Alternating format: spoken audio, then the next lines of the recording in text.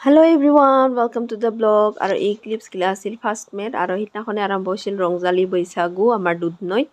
আৰু সিদিনাখন মানে প্ৰথমতে আছিল আৰ্ট কম্পিটিশ্যন মই লিটিল ব্লগাৰক আমাৰ পিচকো লৈ গৈছিলোঁ আৰু একদম মানে তাই প্ৰিপেয়াৰ কৰি গৈছিল বেলেগ আহি গ'ল বেলেগ মানে তাই যিখিনি প্ৰিপেয়াৰ কৰি গৈছিল মানে প্ৰেক্টিছ কৰিছিল সেইখিনি বোলে ক্লাছিক্সৰ পৰাহে দিয়া হৈছে। এখন কি কৰিম উপায় নাই দে যি হওক আহবাৰ আৰু ট্ৰাই কৰিম আৰু ইফালে জাজগিলা মানে প্ৰাইজ দিব এইবাৰ। তাৰপিছত আমি আহি গ'লোঁ UN ব্ৰহ্ম কমপ্লেক্সত তাতে হৈ আছিল গ্ৰুমিং মিছ দখনা 2025 আৰু কণ্টেষ্টেণ্টগিলা পূৰা দখনা চখনা পিন্ধি মানে লাষ্ট গ্ৰুমিং আছিল না সেইকাৰণে দখনা চখনা পিন্ধি প্ৰপ চ্ৰপ লৈ পূৰা লাষ্ট গ্ৰুমিং চলি আছে প্ৰেক্টিছ চলি আছে। এইফালে একদম পূৰা বিগ স্ক্ৰীণ লগাই দিছে নিজকে চাই চাই পূৰা প্ৰেক্টিছ কৰি আছে কণ্টেষ্টেণ্টগিলা আৰু আমিও পূৰা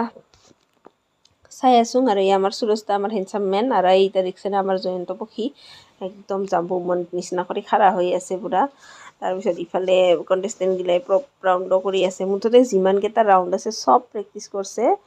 আৰু তাৰপিছত ইয়াৰ পাছত আৰু লৈ যোৱা হ'ব ষ্টেজত আমি তাতো যাম কাৰণ আমাৰ লিটিল ব্লগাৰ আৰু পিহুৰো অলপমান প্ৰেক্টিছ আছে।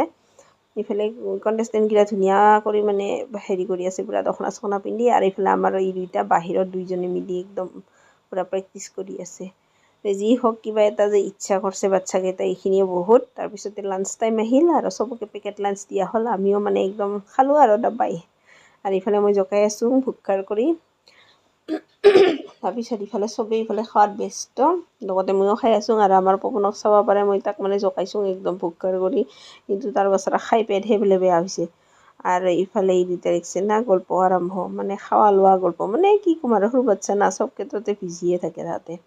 নিজৰ মতে। আৰু এইফালে ষ্টেজত আহি গ'ল ষ্টেজত এইবাৰ গ্ৰুমিং চলি আছে একজনৰ পিছত একজন একটাৰ পিছত একটা ৰাউণ্ড কৰি আছে প্ৰেক্টিছ আৰু আমাৰ পিচকো দুটাকো প্ৰেক্টিছ কৰা হ'ল আৰু কোৰিঅ'গ্ৰাফি কৰিছিল আমাৰ জোনালী মানে পিহুৰ মাই। তাৰপিছতে আমি তাহাঁতক কৈছিলোঁ আৰু যে তহঁতে ভয় খাব নালাগে লাজ কৰিব নালাগে কাৰো কিছু একো শুনিব নালাগে আমি যিখিনি মানে ধুনীয়া শিকাইছোঁ ধুনীয়াকৈ মানে বিন্দাছ কৰিবি বুলি। তাৰপিছত তাহাঁতে দুইজনে পূৰা প্ৰেক্টিছ কৰি আছে আৰু ডাইৰেক্ট আমি গ্ৰুমিঙৰ পৰা গৈছিলোঁ গাঁৱৰ ঘৰত আৰু সিদিনাখনে আৰম্ভ হৈছিল মাৰাই পূজা। মাৰাই পূজাৰ ব্লগছ আপোনালোকে দেখা পাব চেনেলটা ছাবস্ক্ৰাইব কৰি থৈ দিব পেজটাও ফ'ল' কৰি থৈ দিব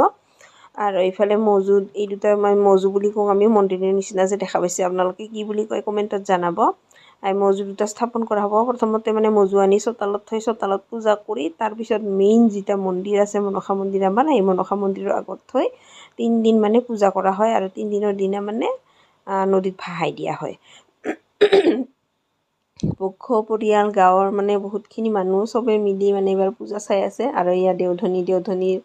দেওধনীয়ে পূৰা পূজা মানে কৰি আছে আৰম্ভ কৰি আছে আৰু কয় যে দেওধনীৰ গাত বোলে মায়ে আহি লম্ভে তো এনেকৈ পূজা হৈ যাব আৰু থেংক ইউ ফৰ ৱাচিং বাই বাই পিছত লগ পাম।